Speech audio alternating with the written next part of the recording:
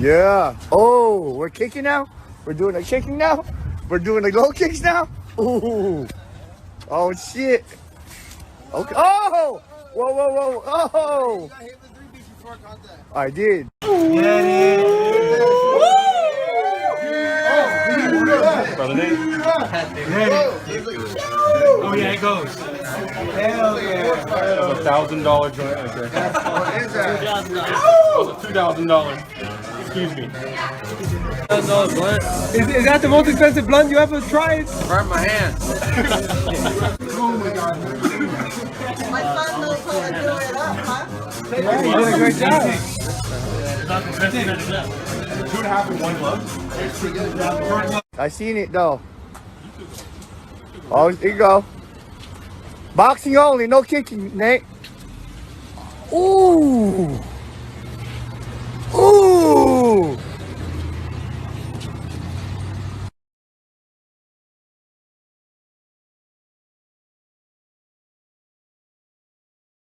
Back in the day, so this is 21 years ago when I had Nick in my class, it's just the way he was. Nick was Nick, and Nick was going to do what he was going to do, and if he felt like doing that at that moment, that's what he was going to do. Nick Diaz is an enigma, even in the often colorful world of mixed martial arts. Hailed as a cult hero by many, while reviled by yet another vocal group of the sports diehard community. Diaz has compiled an 8-fight win streak and has solidified himself as one of the top 10 welterweights in the sport. No stranger to controversy, Diaz has learned to embrace his status as one of the sport's bad boys. He'll be representing Caesar Gracie Fight Team. Please welcome back Nick Diaz.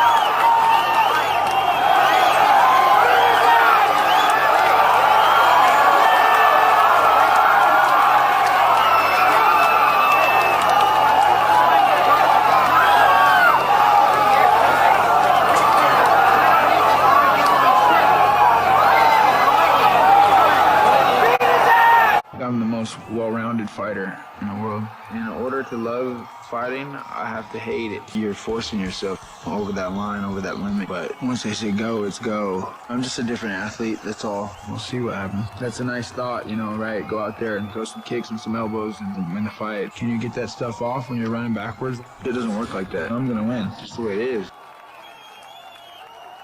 Hey, it's nice to meet you, by the way. You know, last time I was a little swirly. Up there, which one is it? This one right here? That's a good one, huh? Yeah. Fuck, dude, I train hard. I train as hard as I could for ain't no ball to be able to get you down. How'd you guys training? You guys got a lot of people training? I wondered, you know, I was like, fuck. But hey, you know, hey, thanks for giving it a shot. I really owe it all to you. You know what I mean? You didn't have to do it, bro. You did it, and I appreciate it. Hey, you know, I mean, the fighters bring out the best from one another. They're rematch after rematch after rematch. You know what I'm saying? Yeah, down the road. Well, hey, I don't see anybody else that's gonna fuck with me. I seriously don't. I'm like, who's gonna fuck with me, right? You know what I mean? And then you come along, you know, fucking rock the world, but no shit. My boxing got a little bit better. I've been keeping it fucking hands. You came out like this. Fuck yeah, dude. Are you kidding me? You came out like this. Dude, I was just showing you fucking eat fucking. You know how many times I watched them fight? I must have watched it like fucking one night long watching them fight. Because I didn't want to get drilled. You know, I've been hit. I'll tell you, I've been hit by hard-hitting motherfuckers. Even before I got rocked. Like big people, small people, I was jumping when I was little. But I ain't never got knocked out before. I ain't never got spins, nothing like that.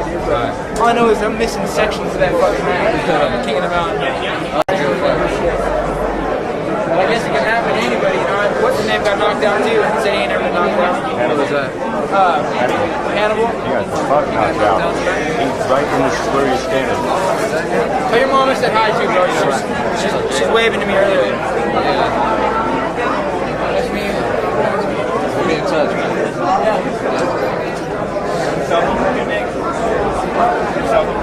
Not here, dude. No. Hey, good luck to you, bro. You too. Okay? Good luck, bro. Nice to meet you.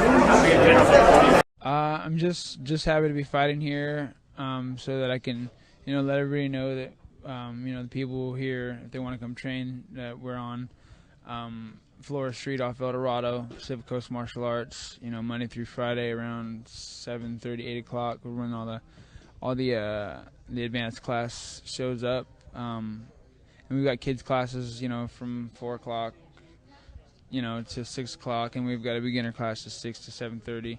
So, it's nice to be able to kind of get out and plug that a little bit, because you've got a lot of little gyms around here having little illegal fight shows on the weekends, and having little people say they train there and walk around strip clubs and pass out things, and people start to think that we train there, and that's not where we train. It's really it's, if you do live in Stockton or Lodi, you want to train at our academy, where we have real fighters and real people that train to fight, and we train real Gracie Jiu-Jitsu, and you actually learn some legitimate technique. So anywhere else wouldn't do it, and it wouldn't be right. So I don't really, people probably come up to my parents a lot around the town. They both work in restaurants, so I'm sure they're talking about me every time before I walk in the room, and it puts me in a really, really bad mood, really impatient type of,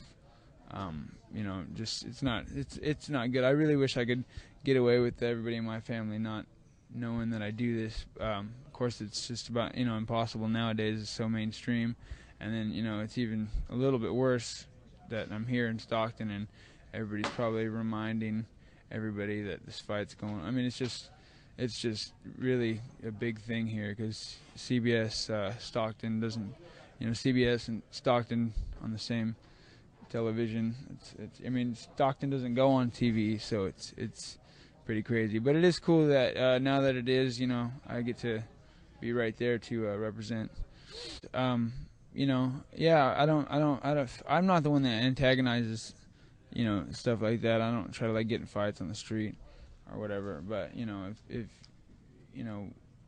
it just sometimes it kind of, I find my way into these sort of correlations or whatnot.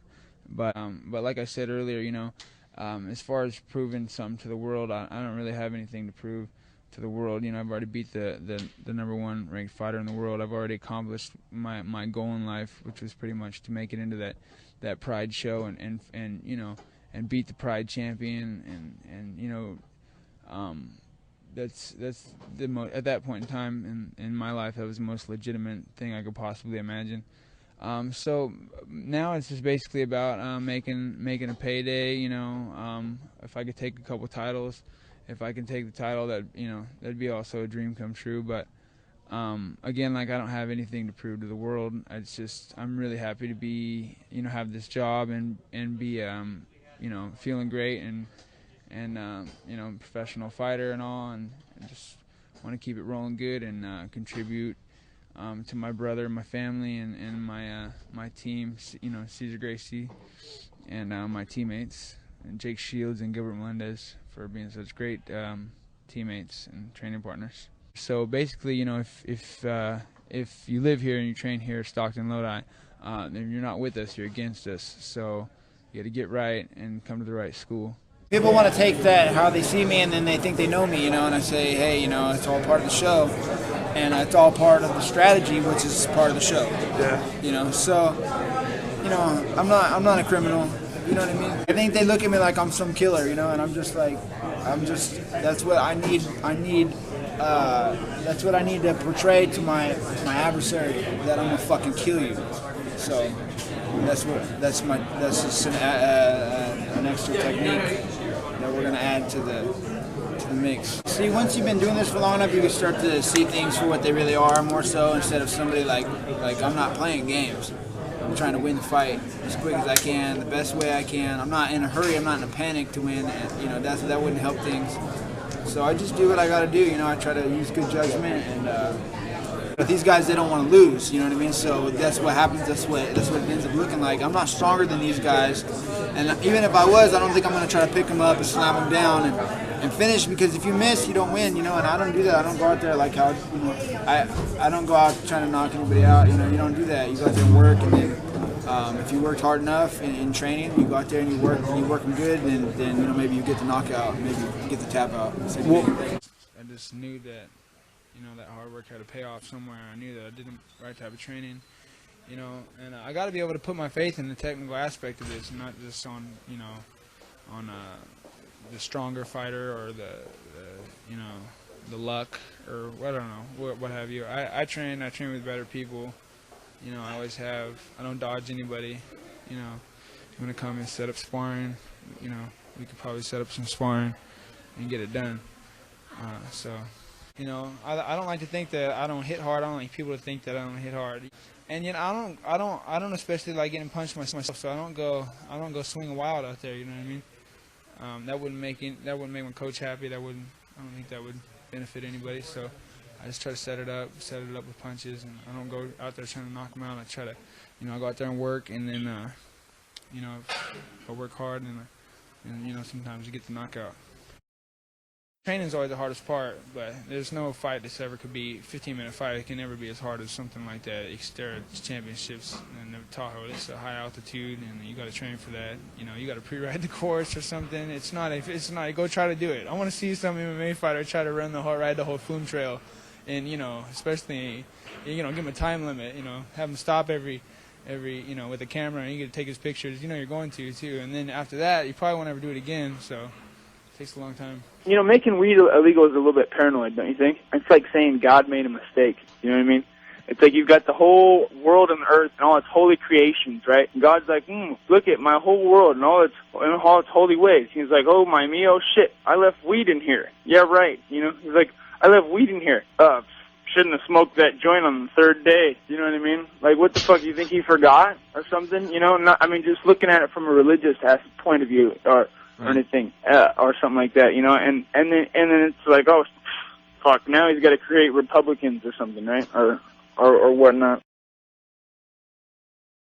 At this point in time, I'm success. I feel pretty content with what I've done in my lifetime, because I've done way times 10 more than I ever thought I would amount to. Okay, I could fucking live in Santa Cruz on the beach, fucking smoking weed, fucking living in a fucking tent for 2 years for all I give a shit. I don't care, especially after you guys drop me fucking 10 grand on a sponsorship or some shit like that.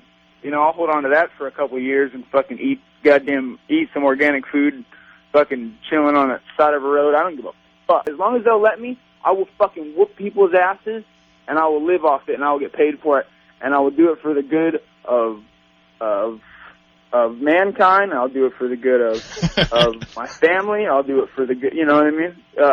For whatever else that I want to stand up for, that I believe in, which isn't very much. So I don't see why there's such a problem with it,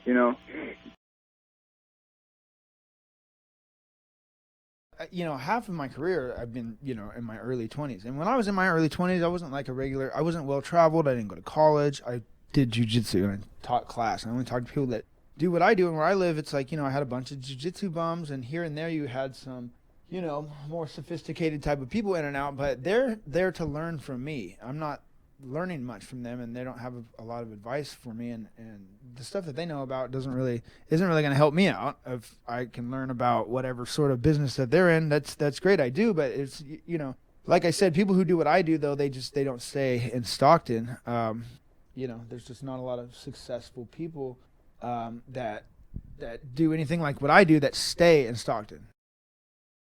Being a fighter, I feel like my job is like to understand people. I'm a really serious people person. I understand probably who you are, where you came from, why you did this or that. Especially if you do what I do, then I can immediately find out, like, just by looking at you, like, okay, you are you're a brown belt, or you're a wrestler, or you're a you know, you had some by a short conversation, I understand like what kind of boxing background you have, or whether it's legitimate or not, or what kind of sport, you know, anything. I'm gonna understand also why. Like, for instance, like, okay, so you're kind of you grew up with mom, dad, brother, sister, you have a girlfriend or a wife. I'm like, what school did you go to? How did this happen? I'll figure all that out, and then I'll know what I'm looking at. Like, let's say, like, you're going to fight me. I never got to deal in all these nice things because I was spending all of my time doing what I do. And you didn't spend time that I spent doing what I do, you know, when you had these sort of things in your life. It's not possible. There's just no way. So I was in Stockton, California. I went to school in Lodi, and we both went to Tokyo High School. My brother was always really into a lot of rap music. He hung around, so he was kind of hanging out with a more of like, we were both hanging out with like a Mexican crowd, you know, a lot. He was just more like a year or two younger. Like, the rap music at the time was more of a, I'm more of an old school 80s rocker type of guy at the time. I listened to rock music. My friend didn't like rap music, so I listened to rock music with him all the time. And then he was hanging out, you know, we were listening to rock and getting stoned, and you know, I learned a lot. And my brother was hanging out with Mexican kids, and he had like these 3 Mexican best friends. And he was walking around wearing little gangster clothes, little Mexican cholo outfits. And, you know, I never really got into dressing too overly gangster. I looked kind of hood, you know. Yeah. But I was more of a kind of a skater. I wanted to. My brother never skateboarded. I can skateboard. I can actually skateboard. I'm not great. I was so late in the game when it not late, but early in the whole skateboard game that there was nothing for me. I wanted to skateboard so bad. Like, when I was in 6th grade, I got a skateboard for Christmas. You know, this is right when they started making boards with like the both sides. I was already trying to skateboard when it was like the old school boards. And so I was really into it. And I just liked the whole, you know, being like, you know, kind of just being a skater. I wanted to be a skater. I loved the way I see, like, you know, these couple of guys are out skateboarding. I'm like, what the fuck? Why don't I have friends like that? Like, I don't have any skateboard buddies. I have no skateboard. I lived in Stockton. There was nobody. You're not going to find anybody to hang out and go skate. They didn't have skate parks. I would go and try to like rent a video on like maybe how to skateboard. There was nothing. There was no instruction on how to skateboard. There was no older brothers to learn from. And you know, I was all about that life until I realized that there's nobody skateboards except for me. So I, you know, started training jiu-jitsu at some point in time. Like, when I got into high school, I was just kind of done with the whole skating thing. Nobody was skating. By the time they built the skate park in Stockton, I was totally done skating. But it's good though. I probably got hurt. I mean, I also bought a motorcycle too. I always wanted to ride a motorcycle. Nobody would ever trust me or let me ride a motorcycle, drive a car. Nobody teach me how to drive. They're like, no. They didn't think I was very responsible, which is fair enough. I mean, like, yeah, I was a little bit different. But they, you know, nobody wanted to help. I had no guidance. Nobody wanted to you know, let me ride a fucking my cousin got to ride the motorcycles. My grandfather had these motorcycles. And my cousin's hopping on these things, jamming out down the road. But by the time I'm the age where he got to do that, like, I'm totally out of the picture. I'm like, I don't know. Like, they're like, we're not trusting you with a car, motorcycle. We might not even let you drive the lawnmower. So I win my first fight. For $400, I bought a Honda 250R 3-wheeler. This fucking thing, it was a sand dune machine, and I learned how to ride on this thing. It had 6 gears, and water cooled. And this thing was a beast, man. I almost ate shit. One time I was flying down the side of these railroad tracks, and there's this telephone pole laying across the thing, and I'm like, oh shit, I'm going like 40 miles an hour. I think I'm gonna hit this thing and do like 3 flips. Went right over it. I was like, oh my god, I'm not gonna get rid of this bike. So, you know, after I learned how to ride a little bit, and then from there, you know, I moved out of my grandparents' house, which is like right on the border of Lodi and Stockton, 8 Mile Road, and I moved back over on, you know, into Murata, into this place I bought a house. I still live there now, but what the hell was I saying? I'm over here glitching out. And I mean, and the thing, and then from there though, I was a stoner, you know, like I was hanging out with a skateboard, I smoked some weed. It wasn't gonna, you know, it had nothing to do with me being good at going to school or having good attendance. I got moved around too many schools to ever, you know, catch up or keep up. From day one, I was like, I don't have the attention span for any of this, so I never did good in school. But when I I was hanging out, and I was the guy that knew how to get some weed though. After a while, I understand what I'm doing right now. Like right now, I'm trying to fix my situation. Like if someone offered me a fight right now, it's not gonna happen. I'm like, no, I'm gonna work my way into the right situation, and once I'm there, then we can talk about a fight. So that's what I'm doing. Something rather than nothing. I've been in Stockton for my whole adult life. I was 37 fights, 35 fights a year. 17 years later, all I was thinking about was weight. What am I going to eat? I just had to do all that in Stockton because you don't want to change what works. You know what I mean? And I was never really well traveled other than like going somewhere for a fight real quick. And you're concentrating on the fight, and when you're done, you want to go home. So as soon as I didn't have a fight, I've been moving. I've been around. I've been here. I've been there. From then on, I know what I'm looking at, and I spar pro boxers. And I know what I'm looking at. I want to be a pro boxer, like at least the equivalent. So what do? I find the best fucking boxer in the world. That's CYC. My guy, a good coach. Took me, he's like, we're going to take you to get your ass beat today over here by fucking Andre Ward. He's a year younger than you. Trying out for the Olympic team. And then, for the next, 6, 7, 8 years or whatever, I'm in and out of the gym sparring this guy and other pros that sparred this guy too, and other pros and other boxing community and a real level of understanding when it comes to the boxing community. Do you have any, like any of these MMA fighters that are out there? None of them are boxing fans. None of them have actually seen fights. They haven't seen the fights I've seen. They don't know the trainers and the way they talk, the lingo. There's nothing. They have nothing. They have no understanding. McGregor is going down that road. Why? Because my brother beat the fuck out of him. On 13 days fucking notice. Fucking dropped the 1-2 right on top of that bullshit, and he's a counter puncher. My brother doesn't really understand that to the fullest. Like I don't want to say he's behind on an understanding. I mean, like I get in there spar with him. And I fucking, it's like I don't even spar with him. I don't want to say he doesn't understand. He does understand. I'm just going like I want to say like, oh, I would have done this. He's a counter puncher. Don't throw any punches at him. I'm sitting in the fucking room. I'm not in the corner. If I'm in the corner, I think he would hear what I'm saying. He'd be like, oh, I'm stupid. Okay, do this. But I'm not in the corner. I can't do anything to change the outcome of this fight. I'm watching the fight around a bunch of fucking. So I'm freaking out. I'm like, oh my god, what the fuck? Why would you do that? I'm like just like freaking out. I think that like I just there's certain do's and don'ts, and he just slipped up a little bit first round. I mean, in my opinion, it didn't cost him the fight because he won the fight that I would have wanted to fight. I mean, if I could have chose either guy that I would want to be after that fight, win or lose, money or whatnot, I'm like, I don't want to be McGregor. I don't want to live with myself the rest of life knowing that I went out there and that's how it went. My brother, yeah, he took a shot, went down. I don't think he was hurt. The way you're standing, if someone times the punch right, you can't take a step back.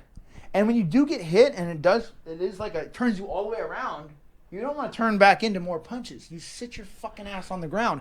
But you know what? That's a death sentence for anybody who doesn't work as hard and have an understanding of where they're at on the ground or on bottom. If I get hit, I'm sitting on my ass. And you come in to attack me and you fuck up, you're going to end up, I'll have the blindfold on, I'll put you in a fucking choke or you end up in a bad position on this whole thing get turned around. That's why when he did land the punches, he didn't try to jump in. And then that's when your opponent starts to worry and freak out and the crowd starts to fuck with you too. It's working for this guy. He's making it work. Fuck that. That's not, I've already I already think way ahead of all this shit. My brother has got a lot going on in life. First time he ever had a big show. First time he's ever been on a big press conference. He's the big, you got McGregor's already ready. He's already like, just sitting there with his stupid outfit. That's what I'm saying. You know why I didn't make it to my press conference? I didn't even have the right shit to wear. The press conference, I got pulled out. I scored this deal because I was going to fight Jeff Lacey. I'm like, no, I'm not. I'm going to fucking beat his ass. Watch. They give me the fight with George St. Pierre, and then I don't show up to the press conference, so they pull it, and I have to fight two fucking guys before I get the fight that I already earned back. What? The two fucking baddest motherfuckers on the planet. What? I mean, like, you can't keep me down. I'm going to fight the guy still. I beat two fucking badasses, and I'm coming back to still fight the guy. And my point was they fucking pulled me from that press conference after I had the balls to go and be a pro boxer. You know what I mean? I don't like to be, when I'm always feeling some type of way about some of these guys for doing too much talks now. I'm like, you don't know what the fuck you're talking about, but you're talking. If anybody should be talking, it should be me. I'm just saying, like, these people that do that, I'm pointing the finger and I'm saying certain things about certain aspects about why people do stuff and the way that they do it versus the way I do it. I'm not just fucking joking. I'm like, look, I'll explain it. I have an explanation and my logic is undeniable. Where have you ever come with some logic? You don't. You don't have it. You're believing in yourself somehow. You're believing in some sort of higher power that's going to give you power to go and do a job. You're pumping yourself up. It's. I can see right through that shit. I'm like, give me a break. Oh, I love fighting. I love what I do. I'm like, yeah, sure you do. Sure you do. I guarantee you're really in love with yourself and your whole idea that you had when you're on your way out to fight me. I'm like, I doubt it. You got to be young, dude. I was 14. I was 12 watching Hoist Gracie. And you know what I noticed then when I was watching old Hoist out there fucking big old dudes up? Nobody gave a fuck. Nobody cared that Hoist could fuck these guys up. I'm like, dude, if I learn how to fight like Hoist, I'll fuck all these guys up. I don't got to be scared no more. And I walk around, I'll be like, you know, I got a hot girlfriend and someone says something, I don't got to sit there and be like, oh man, got punked in front of my girlfriend. My girlfriend's like, damn, you didn't even say anything. I'm like, you know what happened to me one time? So check it out. Listen, here's a story for you real quick. Here's a Nick Diaz story. Nick Diaz. I can't stand when people say their own name. I'm over here like, I can't stand it. Remember Carl Prezin? I don't know, what's next for the Heat? What's next for the Heat? Carl Prezin, a nickname. The most ridiculous thing to me is a fucking nickname. Oh, I hate nicknames. Dude, come on. If you can't even turn your own name into something that's going to be recognized, like, you want a nickname to do that? I'm like, I don't want that. I trained in my sensei, Eric Shingu. I used to do Goju-Ryu karate, and Eric was a purple belt under Caesar. I'm like a white blue belt at the time. I found Eric. Eric is teaching jiu-jitsu in Lodi and with the gi. So Steve Heath is fighting. He's about to fight Chuck Liddell, training in an Animal House gym, instructing over there. Has a life on the side, has fights coming up, and is teaching there. Gilas, and then Val Ignatov is there too, and he's teaching Sambo. So I'm learning all this shit. And then I learned from this guy Gus that was under Castiel Warnick from Sacramento, who would come down and he would kind of give a class too at the Animal House gym. He brought me a gi. I bought it for him for $100. It was a Krugen's. It was a Krugen's gi, and it was the shittiest little gi you've ever seen. But I bought that thing, I put it on, and I told Steve to bring his gi. I started training gi, and then I met Eric Shingo. I realized Eric was holding a class in Lodi at this Japanese hall. So I go there. Then this chick, she shows up one day. I'm training with this guy. One guy's name is Toby. He's Mexican. He can hardly speak English, and he's a big dude. And he used to box pro. So I'm learning a little bit of boxing from him and coming up on some understanding. I watch him hit the bag, punch the bag, and I'm going like, whoa, you're actually like putting some fucking like weight behind these punches. So I immediately from 15, I understood the difference between a kickboxer hitting the bag or punching something versus someone who's actually like understands how to stand right and fucking put some leverage on some shots. And so anyways, this chick walks in and she's the fucking hottest girl I've ever fucking seen in my life. I could not believe it. She walked right into my, at the time, I'm from Stockton. I'm like, you're not, okay, you don't watch TV? Yeah, but who cares about TV? I'm talking about what I've seen. And this girl, her name was Megan. Her name is Megan Hurd. I don't know if you're out there, Megan. No. Right? Oh man, I had just failure after failure, fucking failure. I can go on and on about this chick too, and she doesn't even hardly knows me or remembers me now. Or I know she does, but it's not like significantly give a fuck. So she's born in Saudi Arabia. I'm like, wow, you live in Lodi, Woodbridge, nice part of Lodi, and you were born in Saudi Arabia. So her dad's loaded. I remember I'm on welfare. I'm broke. I learned recently about a year or two ago, and now I'm training Eric Shingu's gym. This girl walks in, and she's like from Lodi High. I think she moved to Lincoln from Lincoln to Lodi High. And all of a sudden she's going to this class. And so I'm just teaching jiu-jitsu with her and learning jiu-jitsu with her and doing all this, hanging out stuff. And we're cool, but I'm putting her on a huge pedestal, which is really bad. She's even putting me on one. I don't even know why I was putting her on one. I was not good with the texture. I was 15, 16 years old.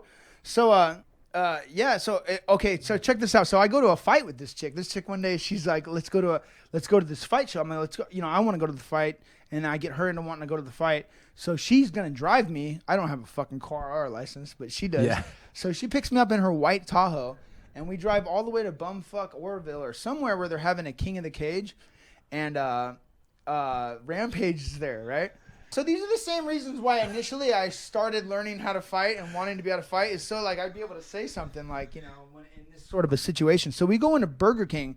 I used to fucking eat Burger King back in the day. It was only a 99-cent cheeseburger, right? What do you, I ain't got no money. So this is before I, you know, went pro and went vegetarian at 18. So we go in to this Burger King. Chris Brennan is a guy, fought Gil Castillo, fought in the UFC for years. He was a really, like, one of the main guys. Like, right now, Chris Brennan would be like someone like Marcelo Garcia or someone like, you would hear, a name that you would hear all the time, and then has fought. Like, he was a big deal back then, Chris Brennan. And he was really a big deal. He should still be. People like that should really be somebody. You know, it's fucked up. But anyways, yeah, and I was always rude to him, too. He got in an elevator one time, and I was like, I'm like, what, bitch? Like, just punking him. Like, yeah, I'm like, you're just a kid, but I'm punking this fool right to his face because he's not on my team. And this is later after the fact, and this is the reason why, too, some of the reason why, because his whole team walks into Burger King. Rampage Jackson is on his team back in the day, and a bunch of dudes. Yeah, so he comes up, so Rampage walks up to this girl. So I'm with this girl in line ordering some food. They all come in behind us, right? And he goes, yo, man, yo, is that your girl? That's your girl? I'm 16, 17. That's your girl? That's your girl? I'm like, I don't want to call her my girl because she's sitting right there, and I kind of like her, but she's not, so I'm not gonna be like, yeah, that's my girlfriend. I'm like, no, no, I mean, she's with my friend, and oh, okay, all right. He's, yo, girl, and she's like, what? And he's like, yo, girl. He's like, what's your style? And she's all, what are you talking about? And he's all, doggy style. I was like, oh my God. And she's just like, doggy style. And I was like, what? They all hyphy on her, right? And I'm just like, oh man. So like, I'm like, I can't say anything. I'm looking at this giant Rampage character, and I'm like, fuck. And there's another team of dudes, and Steve's out fighting with his wife. He's fighting with, I'm so irritated with that too. And because I'm like, you could be in here with me right now, I'd be fine. But no, you're fighting with your wife. So yeah, so I don't say nothing. And then we leave this place. She's like, what the? You didn't even say anything. And I'm like, oh my God. I'm like, bitch, what did you want me to say? No. What did you want me to say to this guy? And he asked me respectfully, is that your girl? Right. And I was like, yeah, well, you know, I want her to be. But yeah, it was fucking. For the underground. My name is Nick Diaz. Grew up in Stockton, California. I train at Cesar Gracie Jiu-Jitsu. I always thought I was a fighter. I did karate before I did karate. I did Aikido when I was 4 years old. People do tricks. Like I go like, you know, and they do like little spin. I watch them on YouTube. My first experience doing martial arts was weird. It was real traditional. It had, you know, a strange smell. They had incense burning. We did a lot of bowing.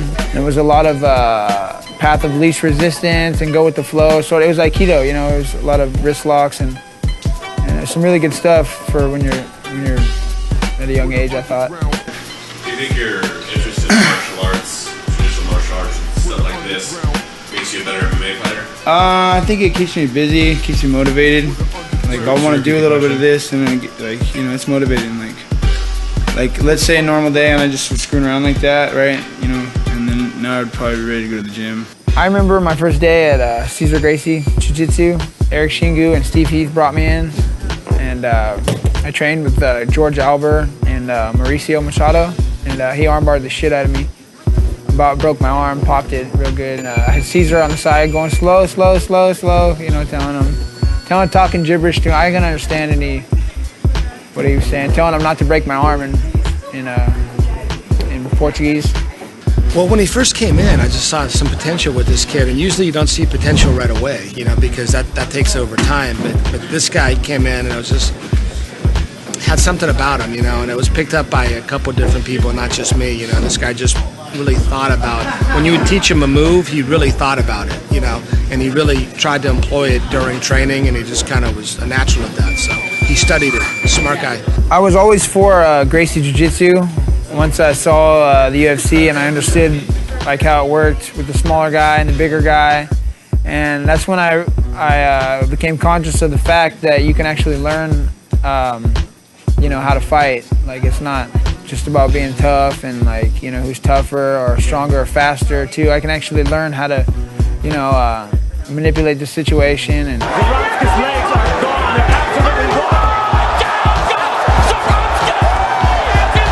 being a champion doesn't really mean anything to me because you know, like that's kind of what I learned like when I first got into the sport. It's not about who the best fighters are. It's you know, it's right time, right place a lot of the time, you know. What matters to me is beating who I know the best fighters in the world are. If I beat the champion, okay, that's just as important as being the champion. I don't care if I get the belt. I beat the champion, I beat the best fighter in the world before. And they didn't give me no belt. You think I gave a rat's ass? I didn't care.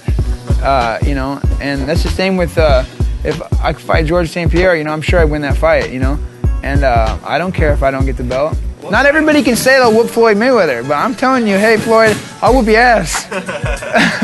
You know what I mean? Like, I'll even cut down skinny as hell and fight him and beat. I'll cut down to 150 pounds, 156 pounds or whatever, and I'll fight that guy. I'll beat him. You know, he's not gonna beat me. He can't beat. I'm not gonna lose to a white belt. You know, I mean, it's just impossible. Like, there's 100 white belts right here. A lot of these guys would beat him. You know, so. Pretty much, I work karate and stand up every day, and I work boxing. You know, like once I start to pick it up and get back in shape, I start sparring. So when someone needs sparring, they come right in and get me for sparring. So I had sparring like all this this last month and the month. So I don't really ever stop. You know, like I don't really ever stop. I just ease off like when I have to. You know. You love fighting? No, I don't love fighting. It's a living hell. My first thought when I step in the cage is in about 20 minutes, I'm going to be in the shower rinsing all the blood off me. Hopefully it's the other guys and not mine. Diaz! My team's very important to me, you know, like I would die for him. I'm real proud of my brother. He's always, you know, surprises me with something, you know, like, I mean, I know he's going to do well, but still, it's just like, it's still amazing to see him for real. Even today, I'm in here and I watched him how he's just so much better than people. And I say, man, that's just, it's nice, you know, it's nice to see hard work pay off. I grew up in a violent environment, you know. You know, I had good parents, but they didn't have everything going for them, so it wasn't like I didn't grow up in a violent household, but I grew up in violent surroundings. So I wanted martial arts. I wanted to be the tougher kid. I had an issue with not crying. People thought they could make me cry. They hit me and kick me, throw me around. Well, why doesn't he cry? So I had this issue with crying for a while, I think, when I was real little. I don't know, if you want to know the real reasons, I'm like really trying to sort it out for you. When I started doing jiu-jitsu, I was in really good shape from swimming, and I knew it was from swimming. So I went back to that, and I was like, I need to swim now. So, what did we do today? Was racing a little triathlon. Had a good swim out there.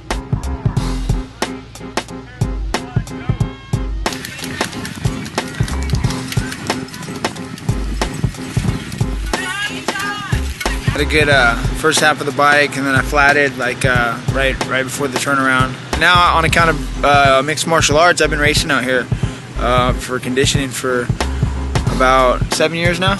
So I know all these people. You know, it's like family reunion. You ever get in a scuffle with anybody? No, not at all. No way. No.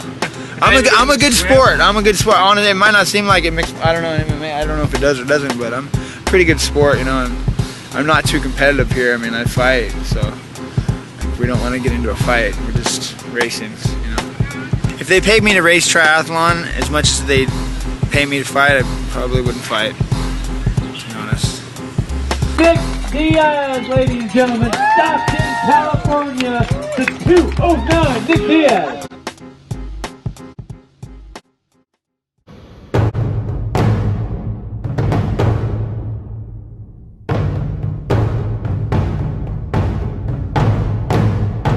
I'm usually the first one here. My job is to be here before them, so this way I have everything prepared, ready. I've been working for Nick since 2004. People come in looking at him like, oh, he's in a bad mood. He's not.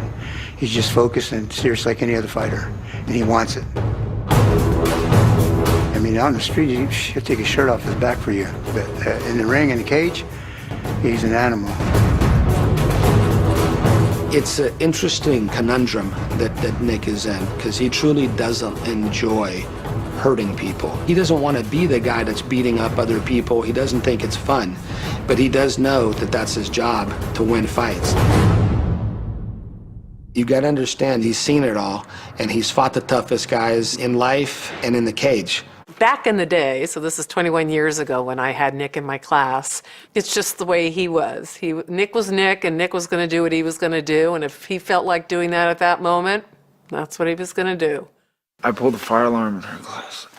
I don't know why I did that. I was standing by and I was screwing with it, and I knew it was a fire alarm or something. You know, I was in second grade. It just didn't really understand how the fire alarm worked, you know, because I would kind of mess with it, and then I think I kind of started, I didn't mean to pull the fire alarm, but I was screwing with it too much. And I ended up pulling it, and I was like, oh no, I did not just do that. And then like I was the only one standing there.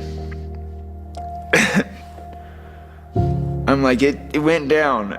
I was like, and she's like, you pulled it. And I was like, oh.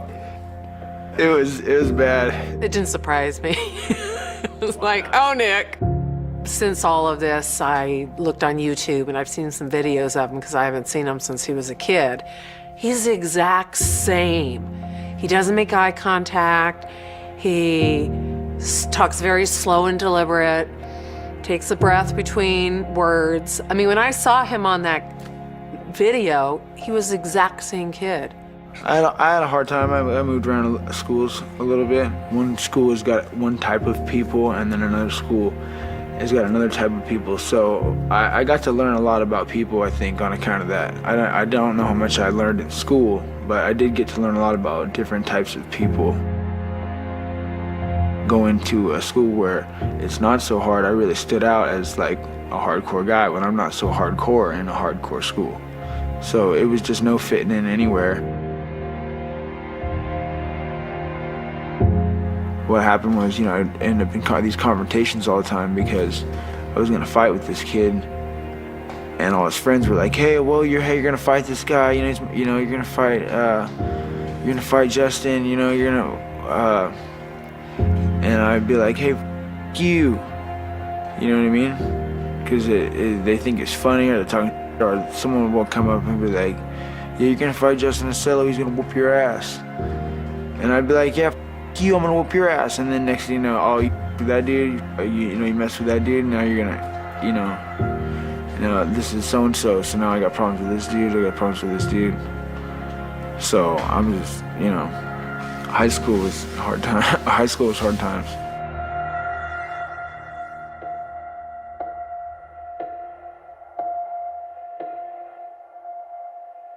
Immediately they consider me dangerous. They're like, you hit this guy and you drew blood from him and you've cut him and you are dangerous and we can't have you on campus. And I'm like, I was attacked. And so that's all I can think about. Like, I didn't even start this, They had an issue with my attendance already because I wasn't having good attendance anyways, because I didn't want to show up at school and end up having to blast somebody. And you don't know if you're gonna get shot or stabbed or jumped at school, because that's what happens to everybody else. It's not like I'm just paranoid or something. I'm not paranoid. I'm not stupid. That's why I win these fights now, because I'm not stupid. It's just like now, before fights, you get a little pumped up. You feel like that when you're going to school. You know how you think you look. Everybody's like, hey, you're sitting there waiting to fight. Then they put these cameras on me. I'm sitting here waiting to fight, and then I'm gonna say I'm back in high school. It's a mess, and you're like, oh, why don't you light the camera? Why don't you get the camera? I'm like, take the camera out of my face already. He doesn't do MMA to be popular. Nick doesn't do MMA to get a pat on the back. Nick doesn't train and fight to get people's approval. Nick does it to survive, because he knows this is his one shot. He's had everything that the world can throw at him. He is not easily intimidated, and you can't break Nick Diaz.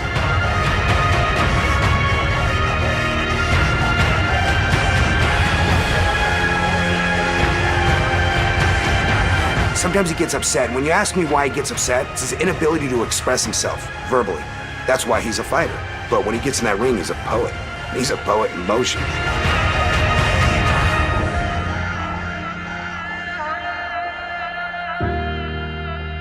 He was always told he wasn't good enough. He was always told he's not going to make it. He was always told you don't belong here, and you know, you're not one of these rich kids. And you know, when he fights, I think he does bring some of that back. And unfortunately for his adversary, that's where that energy goes.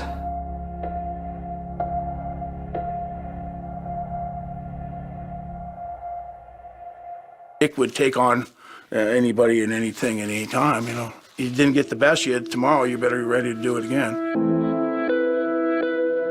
He had some behavior problems, and also he had some gang problems. Gangs were trying to recruit him because he had a reputation of being tough, and the gangs wanted to have him join up.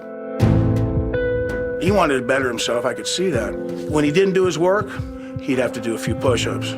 Okay, you didn't do your homework, 25, give me 25. Let's do it. I wrestled when I was like 14, 13 in a park and rec thing. I was cutting weight for that because I was like 2 pounds over and I wanted to make the weight, you know. I was like, okay, I can do that. So I made weight for that. That was probably the first time I ever made weight for something. I must have been like 14 or 15. It was a wrestling tournament. I got pinned by some dude with his older brothers were there. They were like, pinned me real quick. You know what I mean? His brothers were there. They're like, man, you animal. They're like, and I was just like, oh man, I was like crying or something. I was like, not there, but I was like, had to take a walk. I was angry, you know, wrestling was not working out well for me. I mean, I liked wrestling. I wanted to be good at it. I just was having a hard time learning. I watched the UFCs. I ran into the tapes. I saw Royce Gracie. I said, I can do this. I started doing jiu-jitsu somewhere when I was like 15, 16, sophomore year, high school. And that's when I met Steve Heath. I noticed immediately, I teach a move, he'd do it right the first time. Taught him the same move, he'd do it better the second time. By the third time, he did better than me. And I'm training with Steve every day for months, and then I finally realized that he learned from Cesar Gracie. And I'm like, who's Cesar Gracie? And I'm like, you're telling me like there's cousins and like, you know, I'm trying to figure out the whole family tree thing. When I first met Nick, he was a guy that, you know, he was hanging out with the wrong crowd. Jiu-jitsu offered him an avenue to look at the world in a different way. He didn't relate well in school because they tell you you're gonna do this homework, you're gonna learn it the way we're gonna teach you, and that's how you're gonna do it or you're gonna fail. And with martial arts, it was something that he could do his way. He would start coming in every day. I asked him, I said, hey, aren't you supposed to be in school? And he goes, I'd rather come here and train. You know, I have no interest in school.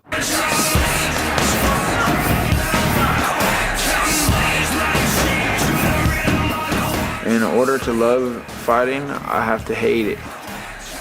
There's no love in this without hate.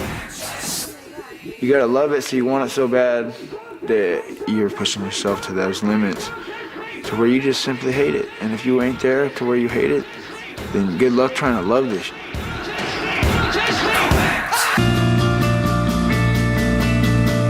You know, what you see is what you get. I'm not out here trying to put on an act like I'm crazy. In my opinion, everybody else is crazy out of their mind. They're the ones putting on an act for you. The camera gives them a line and they say it 10 times over again, and they turn these guys into these robots. I'm the only one being realistic about this sort of thing. People want to call me a crazy guy and point the finger and tell me I rant and rave. I'm not out here staging anything. I'm trying to get through this. You know, I'm gonna do what I gotta do to survive and keep my teeth in my head and my head on my shoulders.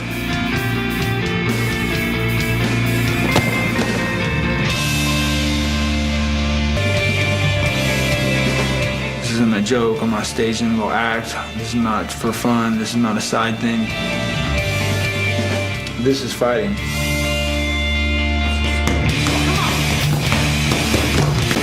I don't think that the fans out there, the viewers, need to see anything more than what I'm bringing to the table. This is as real as it gets. I'm not gonna smile for the camera.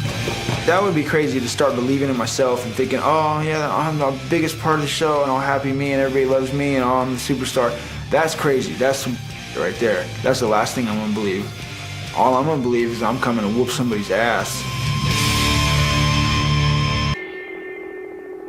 What are these? Who makes these questions up?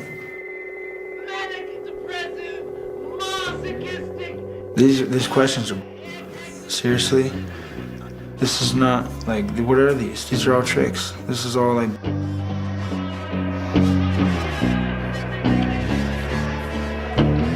I'm low on water, I'm low on calories, I'm low on food, I'm low on energy, and I'm more so than anything low on patience with anything that takes patience.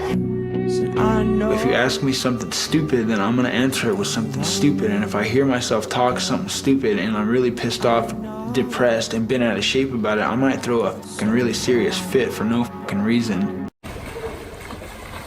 Today was a zone 2 day. I wasn't coming out of a zone 2. Just doing some weight training. You know, I just did some 50s, some 50 strokes, some 100 stroke, you know, just to kind of keep in that training mode for the season. Like I said, I'm just trying to activate all the muscles, get, you know, kind of charge my body up so that I'm you know, everything's firing. That way I can, you know, help use that to start my day off when I'm gonna have to push through a long day's work. Came in, did some, you know, did a little bit of weights, just a few sets of like bench press and just basic stuff, just a little bit of weight training, some dumbbell sets and some pull downs. And then once I was warmed up, I just came out here and just did some stroke. I did, 800 yards or so instead of doing like 2,000, most of it being freestyle. You know, I didn't want to burn out. I just wanted to activate all the muscles real quick, just so, you know, we can, you know, wake the body up and you know, tomorrow I'll probably have more of a long or endurance day, or following up from these workouts I did today. I'll probably use the fitness that I built today, you know, activating all these muscles, you know, getting them all charged up, and then you know, we'll go eat today, and then you know, I'll be feeling pretty sluggish and heavy,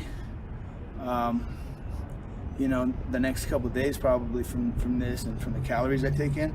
So my next workouts will probably be like, you know, it'd be nice to get out on a ride, just probably a long bike ride, and then, you know, we'll get out. It's good to get out on a run after that, you know, kind of try to find your running legs, and then once you warm it up, just kind of shut it down. I've always done 3 sets of everything, you know, pretty much when it's, you know, chest day or if it's leg day, I just, you know, I just get a minimum of 3 sets. And sometimes I'll do one after another, sometimes I'll turn it into like a circuit or something like that, but, you know, I don't go too hard and I don't go trying to lift too heavy. I used to be stronger when I was younger, but I was always lifting, but I would get hurt more when I was younger too. So I just pretty much try to stay healthy and not hurt. If you're a professional athlete and this is what you do, it's not fun and games anymore. You know, it's a lot of hard work. So you might as well learn how to train more efficiently and the correct way, because, you know, or you can get on an Aerodyne and just haul ass on Aerodyne like how they do. But yeah, so that's today's workout. Like, wait, okay? Tell me how it's gonna work. Okay, I don't want to. I can't bag on him. Anything we told him to do, he'd do it. So, yeah, dude, I'm like, just tell me what to do, I'll do it. I don't know what to do. If you would have told me where to go, Nick's a worthless piece of shit. Worthless. Come on, worthless. He can run up a hill, but he can't fucking do shit. Dude, don't tell me that, dude. I went to work with you. I didn't even get paid. You know you owe me about fucking $200?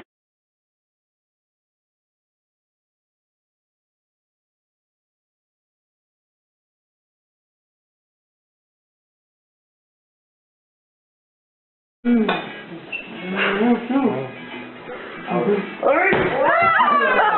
really did what I thought it was gonna do. Go all over the damn place. Got me all messy.